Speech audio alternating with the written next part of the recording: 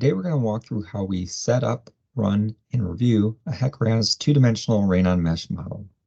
I'm going to develop a very simple 2D rain-on mesh model just so you can see the basic steps needed to create, run, and review these types of models for yourself.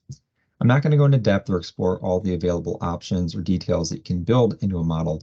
This is just going to be a very high-level overview. And I've broken down the process into 5 general steps. Step 1, prepare data sets for the 2D model. Step 2, create model geometry in the 2D mesh. Step 3, assign a precipitation event to the model. Step 4, run the 2D model simulation. And step 5, review the results. So step 1, we're going to prepare the data sets for the 2D model. And the first thing that we need to do is we need to start a new HEC-RAS project. I'm using HEC-RAS version 6.4.1 for this example. And once we've created our HEC-RAS project, we're going to load our data sets, and we're going to do that through RAS Mapper. Generally, we're going to need 3 types of data for a rain-on mesh model. First, we'll need a terrain data set. And in this example, I've already loaded in a digital elevation model. I want to develop a model for the watershed shown with this red boundary here. So you always want to make sure that your terrain extent covers the full watershed. Otherwise, your analysis might underrepresent the contributing drainage areas. So notice here how my terrain is buffered to extend just beyond the watershed boundaries. This is just going to help ensure that my terrain extent will be sufficient for my model mesh domain. Now, the second data set that we're going to want to use is a land cover data set. And this is going to be used to give spatial variation to the Manning's n values. Now, to load a land cover layer, what you're going to do is you're going to right-click on the map layers. You're going to create a new RAS layer, select land cover layer, and then with this little plus icon here, you can load in a land cover data set. Here, I've already loaded in a land cover data set. And once you load in your land cover data set, you're going to need to associate each land cover classification with a Manning's n value. And so to do that, you're going to right-click on your land cover layer, and you're going to select Edit Land Cover Data Table, which is going to open up this table for you. And in it, it will have all of your land cover classifications in your data set. And it will have a table for Manning's n values. I've already assigned various Manning's n values for each land cover classification here. It's important to note that this is not permanent. You can always come back in and edit these and make adjustments to the Manning's n values, but you will need to have this populated for the model to recognize and associate an n value with a particular land cover classification. Once you've done that, if you have the land cover layer selected and highlighted, when you move your cursor over the land cover, you can see the classification and the associated n value will show up on screen for you. So you can see that this is mostly a rural agricultural watershed, but we do have some developed areas in the northern part of the watershed. Finally, the last data set that we're going to want to use in the 2D mesh model is an infiltration layer. And this is going to be used so that we have spatial variation to the infiltration across the watersheds based on the soils and land cover properties. Now, there are a couple of ways that we can create an infiltration layer. We can create an infiltration layer from a land cover layer and a soils layer that we can also add. This is going to merge both the land cover classifications and a soils type. And from there, you can assign infiltration parameters based on the merged data sets. And the way you're going to do that is similar to bringing in a land cover layer. You're going to right-click on your map layers, create a new RAS layer. You can create the infiltration layer from that combination of land cover and soils layer, as I described, or alternatively, you can bring in an infiltration layer from a shapefile. Now, in HEC-RAS, there are 3 infiltration methodologies that the program has embedded in. You can use the deficit constant, you can use the SES curve number method, or you can use the green and amped infiltration method. For this example, I've used the SES curve number, and I've already imported that as a shapefile. Now, like the land cover layer, once you've brought in your data set, you can associate the various classifications with specific infiltration properties. So you're going to right-click on that layer and edit infiltration data table, which will bring up a table of the various classifications. Because I imported the infiltration layer from a shapefile, each of the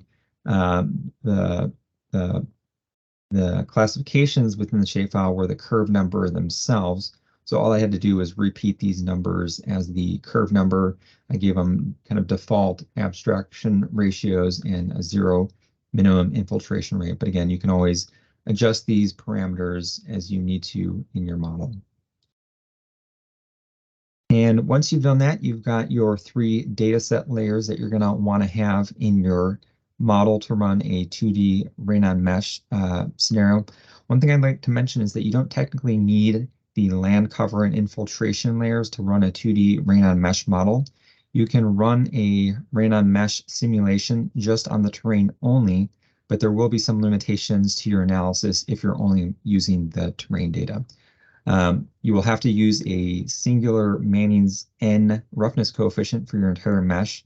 This often isn't a good assumption. That's why we like to bring in a land cover classification so we can have that spatial variation to the roughness. Another limitation would be that your precipitation will all be direct runoff, meaning that there will be no infiltration in your model if you don't add an infiltration layer. Now you can apply precipitation with your infiltration losses calculated outside of HEC-RAS, but depending on how you set up your model, you may not be able to simulate the spatial variation of infiltration across your watershed. So by using the land cover layer for Manning's N values and the infiltration layer, we have all the data sets that we need to evaluate the flow patterns and the runoff patterns within our watershed. So using the land cover layer and the infiltration layer really gives us the most robust setup for a 2D rain-on mesh model. Now we're going to move on to step 2, which is creating the model geometry and the 2D mesh. So within RASmapper, I'm going to right-click on the geometries layer and select Create New Geometry. And once you've given your new geometry name, it's going to bring up this Manage Layer Associations box here. And what RAS is trying to do here is it's trying to associate this new geometry with the various data sets that we've already brought into the model. So by default, it will recognize the whatever terrain that we've imported into the model. But for the Manning's N values, we're going to have to associate that with our land cover layer. For infiltration, we're going to have to associate that with our infiltration layer. And once we do that, we can hit close. We can go back to our geometry layer here and select Edit Geometry. And once we select Edit Geometry, it's going to open up all these additional layers that can be edited for this particular geometry. And because we're working with the 2D rain-on mesh model, the primary layer that we're going to be working with is going to be the 2D flow areas. So I'm going to expand that layer, and you can see the various sub-layers that can be edited within the 2D flow area. For this example, and to get started, we're going to be working with the 2D flow area perimeters layer. This is going to define the boundary of the 2D mesh. So we want to do that first and foremost here. When you select and highlight the perimeters layer, it's going to bring up this editing toolbar, which you can see here. That gives you some options for how you can create new features, edit features that will define your model perimeter. We could add a new feature and manually digitize a 2D perimeter here. But because we already have a watershed feature that we want to use for our model boundary, we're going to actually just copy this feature and paste this into the model perimeters. The way that you do that is just select and highlight over the feature that we want to copy, and then you can right-click, copy selected feature. Then go back and highlight over the perimeters layer, right-click that, and if you scroll down, you can see a Paste Features option. And once you do that, you can see that now that boundary, that watershed boundary has been added to our 2D flow area as the perimeter.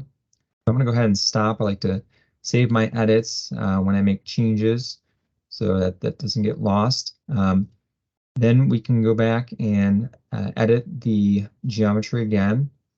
You can see that it's got a warning to us that the mesh has not been created yet. That's because we've only given it the boundary, but we haven't yet created the mesh. So that's the next thing we're going to do. We're going to right-click on our 2D flow areas and select the 2D flow area editor.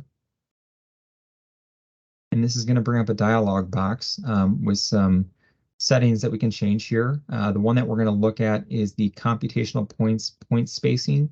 By default, this is set up to be 100 foot by 100 foot. So this is going to give us 100-foot cell sizes for our nominal mesh grid. We want to adjust this in this example. I want this to be a 250-foot by 250-foot cell size. So when I have that entered in, I can then select Generate Computation Points. And when I do that, it's going to create the cells within the mesh, and we can see here that this has about 50,000 cells within the model boundary. If you wanted to, you can compute the property tables. This would be the hydraulic properties of each of the cells and cell faces. You don't have to do that. You can just close out of it now. We've got a few other features here that you can play with. You can spatially vary your Manning's N on your cell faces. I'm going to just click that on for this and close out. Now, if we zoom in, we can see the individual cells. If you turn on the computation points, you can see the cell centroids at the center points of each of the cells within the 2D mesh. And now we've got our 2D mesh created for our watershed boundary. The last thing we're going to do within the geometry editing session here is we're going to add a boundary condition line. Right now we've got a mesh, but we want to add a boundary condition line at a point or any points along the 2D mesh where we want flow to engage with that boundary. And in this case, what we want is we want to define an outlet to the watershed. So I'm going to scroll down to the outlet of the watershed here. And what we're going to do is we're going to draw a line that runs on the outside of the 2D perimeter along an area for which we want water to leave, or conversely, you can have water enter the 2D boundary using these boundary condition lines. But this is going to be an outlet, an exit point for flow to leave our 2D boundary. So what I'm going to do is I'm going to draw a line just outside of the 2D perimeter for the extent for which I think water can leave this watershed. When I double click, it's going to prompt me for a name. I'm going to call this outlet. And what you can see it did there is it projected this line against the perimeter of my 2D mesh. So all along these cells, these are going to be the cells and cell faces where water can leave our 2D boundary. So now that we've set up a boundary condition line in our 2D flow area, we have all of the features that we needed to have a geometry that can run a 2D rain-on mesh model. So I'm going to stop editing and save my edits. Now that we have our geometry file set up, we are going to move on to step 3, which is to assign a precipitation event. So what we're going to do for this is we're going to bring up our HEC-RAS window. First thing we want to do is we want to load our newly created geometry file into the HEC-RAS project window. So I'm going to open up the View and Edit Geometry Data feature. I'm going to select File, Open Geometry, and we see our watershed geometry file here. I'm going to open that. You can close out of the geometry, but we see now we have our geometry file loaded into the HEC-RAS project window. Once we've done that, then we can open up the unsteady flow editor here, and we're going to save the unsteady flow data as, I'm going to call this design storm, because we're going to add a simple design storm as our precipitation event to the model. Now, once we open up our unsteady flow editor, you can see that we have our outlet boundary condition feature is recognized in here. That's one of the reasons why we had to load in the geometry into the HEC-RAS project window so that our unsteady flow editor would recognize our boundary condition line. So now that that's recognized, we want to set up a boundary condition for our outlet. You can see we have a few options to choose from here. I'm going to just use a simple normal depth boundary condition for flow to leave our 2D mesh. So I'm going to give it a simple friction slope. The next thing we want to do is we want to add a design storm to the unsteady flow area. So this is going to define the precipitation event that's going to fall on our 2D mesh. You can see that the 2D boundary is not loaded into the storage or 2D flow areas by default. So what you need to do is you need to add the storage area or 2D flow area by selecting on this button right here. And once you do that, it's going to bring up any available storage areas or 2D boundary areas. And this is the one that we created. So I'm going to select that and add that. And you can see now we've got our 2D perimeter area has been added to the 2D flow areas and is ready to have a boundary condition applied to it. When you have a 2D flow area or a storage area, particularly for a 2D area, it's going to only give you the option for a precipitation boundary condition to be added to that. So that is what we want to do here. Before we go on to that, it's worth knowing that there are a couple different ways to add a precipitation event to a 2D flow area. We can do it through this way, through this precipitation boundary condition. You can also add a meteorological data event. If you enable the precipitation, you can actually bring in gridded precipitation into the unsteady flow area, so editor. So this would be used if you want to actually run a real life storm where you have spatial variation in your precipitation, and you have that. You can do that by adding in gridded precipitation here. But for this example, we're not going to do that. That could be a little bit more complicated. For this, we're going to do a simple design storm. So we've added in a precipitation boundary condition, which is going to apply the precipitation uniformly across the entire 2D mesh. So once I double click on my precipitation here, you can see that you can read that in from a DSS file, or you can enter the table. We're just going to enter the table in manually. You can change the data time interval. For this example, I'm going to run a simple 24-hour design storm with incremental precipitation at every hour interval. So we'll keep the hour interval setting. You can change how this precipitation is applied. You can use a fixed time, which means that the date and time is going to be fixed, or you can use the use simulation start time. And this is going to be a more flexible option. It basically means that whenever your simulation starts, your storm will start as well. So for a design storm, this is usually the easier route to go. So I am going to copy in my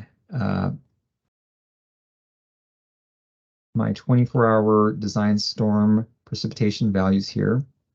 You can plot that data if you want, just to see the change in intensity of precipitation. But once you have that add in, you can hit OK. Now we have all the boundary conditions we need. We're going to save our unsteady flow data. And now we have everything that we need to set up a model simulation. Now we can move on to step 4, which is running a 2D model simulation. To do this, we first need to create the unsteady plan file, which we can do by opening up the unsteady flow or the unsteady flow analysis button or icon here. This is going to bring up the unsteady flow plan editor. First thing I'm going to do is I'm going to save my plan and give it a name. So I'm going to call this design storm, because that's what we're going to be running. It's going to ask for a short plan name. Let's call that design. And then we're going to have some different options of things we want the model to run. We're going to select the geometry preprocessor. What this is going to do is this is going to tell the model to extract the geometry properties for our 2D mesh. So for all the cells, it's going to calculate the hydraulic tables that's going to use to perform its unsteady flow simulation. So we're going to need to select this if we haven't already run this. And then I'm going to also select the unsteady flow simulation, which is going to then run our design storm and begin calculating the unsteady flow computations for this simulation. These are the two options I'm going to select. Then we need to give the model a simulation time window, and this is going to be a time for when the simulation is going to be running. So we're going to give it a generic start date. Start it just at midnight. And then we have to select an end date. So for this example, because we're running a 24-hour design storm, we know we're going to at least want to run the simulation for 24 hours. In this case, I'm going to run it for a few days after, give it 3 full days to run. And what this will do is this will allow the simulation to capture the entire period of the storm, that 24-hour design storm, and then several days for it just to allow that runoff to route and flow through our 2D mesh. So this is something you can play around with and change and adjust as you need to. If a few days isn't long enough and you still need to extend out your simulation further to get all your flow to route through your 2D mesh, you can certainly do that. One thing to note is that the length of the simulation is going to affect the runtime of the model. So the longer your simulation has to run for, the longer it's going to take for your simulation to complete. So you don't want to just extend this out too long if you don't need to, or if that becomes unnecessary. Next thing you can adjust is the computation settings. These are the default settings. The computation interval, it's going to run a computation every 1 minute within the simulation time window. It's going to give you a mapping output interval every hour, hydrograph every hour, detailed output every hour. You can change these as you need to. For now, I'm going to leave these at the default settings. It's important to know that you have a lot more settings to play around with just than what just appears on the main window. If you go up to the options, you can get really involved with the computation options, especially for 2D. You can change to an advanced time step control. So you have a lot of options you can explore with your computation settings. You've got a lot of options you can explore for output options, and a whole host of different things you can explore. But for now, I'm going to keep all of the settings default. And now that I have my program selected that I want to run, I've got my geometry file, unsteady flow file loaded into this plan. I've got the basic computation settings that I want and the simulation time window. I have everything I need to actually perform and run this 2D rain-on mesh simulation. So I made sure to save that, and I'm going to select compute, and it's going to launch the HEC-RAS computation window. First thing it's going to be doing is it's going to be running that geometry preprocessor. So it's processing those 2D cell faces. Depending on how large your mesh is, that could take some time to do. It will only do this once. And then every time you run the model there afterwards, as long as you've not updated anything in the geometry file, it will not have to run that geometry preprocessor again unless you have made edits. So it's good to always have that geometry preprocessor turned on, because it will always run this if you've made an edit to your 2D mesh or to your geometry data. And it will run that too if you change association. So if you change to a different terrain or a different land cover layer for maintenance end values, it will run the geometry preprocessor again. So leaving that on is helpful to do. So now it's almost done running the geometry preprocessor here, and it's going to move on to the unsteady flow simulation. Now that our 2D rain on mesh simulation has run, we can move on to our final step, which is to review the model results. Before we move back into RAS Mapper, I just want to show you the computation window as it's completed now, and I'll give you some information that you'll want to pay attention to about your simulation. The first thing you want to draw your attention to is the overall volume accounting errors in acre feet. It will tell you the overall volume error, and then it'll express that error as a percentage. So we can see that our overall volume accounting error here for the simulation was pretty low and something within acceptable tolerances in my mind. You can also see the time it took to complete the various tasks that the simulation performed. So you can see that the model total runtime here was a little under 4 minutes, which was a pretty good runtime for a model of this size. But as you change different features within your 2D mesh, either the cell sizes become smaller, so you have more computational points, or you have a smaller time step, that will significantly increase the run times of your models. Also, if you use some of the more complex 2D routing equations within HEC-RAS, that will also take a longer time to complete the simulation. The computation window will also track any errors. So if the water surface elevations couldn't balance within the allowable threshold, it will keep a log of that. So especially if you use the full momentum equation as opposed to the diffuse wave equation, you'll see a lot more of those water surface balance errors pop up, and you'll have a log of that you can look at and see if your model ran in an acceptable fashion for your needs. So I'm going to close out of this dialog box and return back to RAS Mapper. And now under the Results tab, you will have your model plan listed here, and we're going to expand that. You've got some things you can look at that get loaded in by default. It will give you a copy or a geometry that you can review from that. So you can see what the run model geometry was. This is helpful if you have multiple geometries and you just want to see which geometry that a particular plan was run on. You've got an events conditions layer. This is going to become more important as you run more gridded data, some storms across your watershed. You can actually view the accumulated precipitation, some other features. And then for the plan itself, you've got a few layers added in by default. You've got the depth, the velocity, and the water surface elevation results are loaded in. So we're going to start by looking at the depth, and this is going to show us the depth grid across our watershed here. It's showing us the max result. So this is not at any one particular time in our simulation, but this is the max of our entire simulation.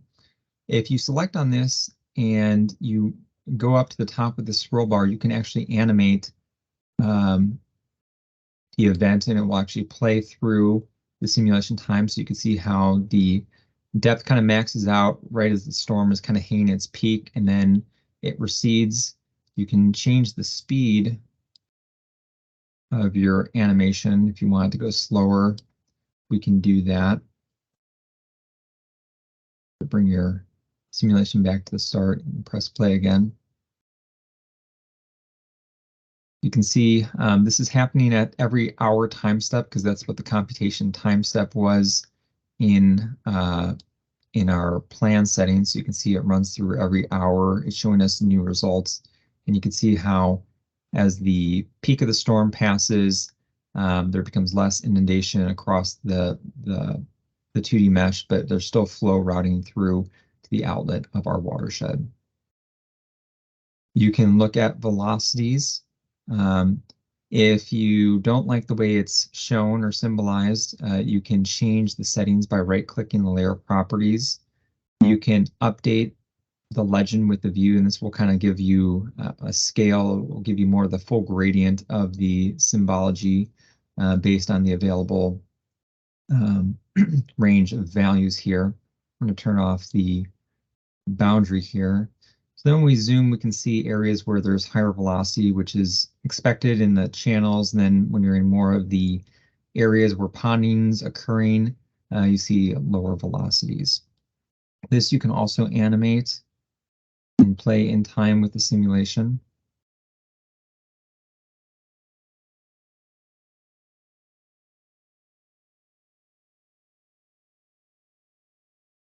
So you can see as the storm progresses and more flow routes through our channels, you can see how the increased inundation and velocity of the channels occurs throughout the storm and in the event. Finally, you can also add the water surface elevation grid. I'm going to again update the legend with the view here so you can see the change in water surface elevation. If you highlight over your layer and you use your cursor, you can see real-time elevations, water surface elevations on your results layer here. Again, we can look at the max, or we can look at any point in the storm. So that's how you can look at your results. A few things that you want to pay attention to for a rain on mesh model. I'm going to turn on our geometry again. I'm going to extend out the simulation to the end of the simulation here. And this is after the storm has occurred and there's been a couple days of just flow routing. And what you want to look for is areas where water is kind of residually standing on your mesh. And you can see a couple areas here. And what's happening is water is being trapped here in the mesh and it doesn't have a good way to escape. And so what that often indicates is that you need to have some hydro correction into your terrain or into your geometry, either through the use of break lines or terrain modifications, because a lot of times with these terrain data sets, they won't have complete hydro correction enforced into those data sets. So you need to introduce those manually, either through doing terrain modifications or other means to allow water to be able to find its natural outlet. So you're going to want to look for areas where water becomes trapped on your mesh. There are a couple things that you can do to help you quantify this.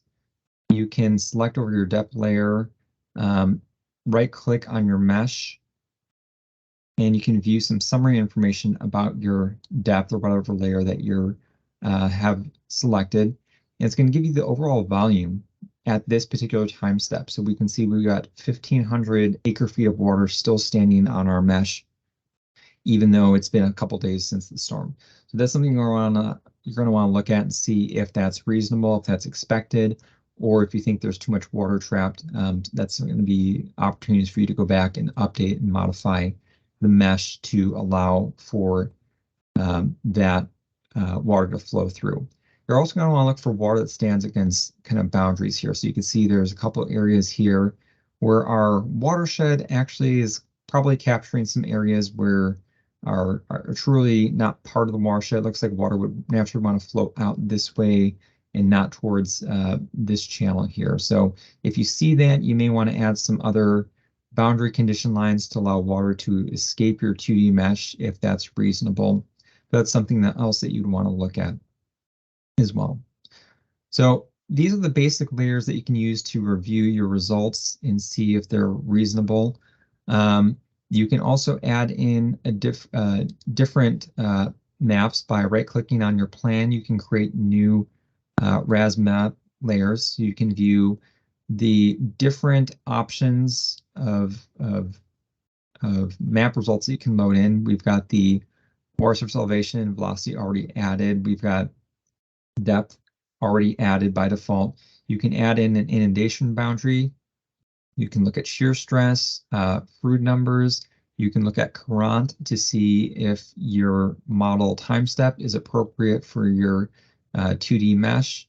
So a lot of different options. You can look at cumulative infiltration depth. So we're actually going to take a look at this. I'm going to add this to the map here. And this is going to show us the accumulation of infiltration over time in our simulation. So you can see how we have the spatial variation in infiltration. Some areas we saw about 2.5 inches of infiltration. Some areas where there was more urbanization, more development, we see considerably less infiltration. So that's something that you can also view in your results. So these are just some of the basic options and tools that you have to review your map results in RAS Mapper. You can also turn on some animations that are helpful for seeing and analyzing flow patterns. So if you click on the particle tracer, this is one of my favorite tools for looking at flow patterns. I'm going to change the transparency of the depth layer so it makes it a little bit easier to see. I'm going to adjust the particle tracing settings. I'm going to increase the speed and the density. So now you can see how flow is moving across our 2D mesh. You can see areas where flow is slower. You can see where areas where flow is contracting, expanding. And because this was a basic 2D mesh, we didn't add any break lines. We didn't add any refinement regions. We're probably not going to get completely accurate results everywhere, but this gives us the first look and the first pass at analyzing the flow patterns within our watershed. And as we see fit, we can always go back and edit our 2D mesh. We can add more break lines. We can add other features that will help us to better capture the flow patterns that are happening out in our watershed. So hopefully this was helpful for you to see the different steps that are involved in creating a 2D rain-on mesh model. And hopefully you can see the power and the potential and capabilities of this program, and hopefully you can use it more in your modeling. So hope you enjoyed this video, and let me know if you have any questions or comments.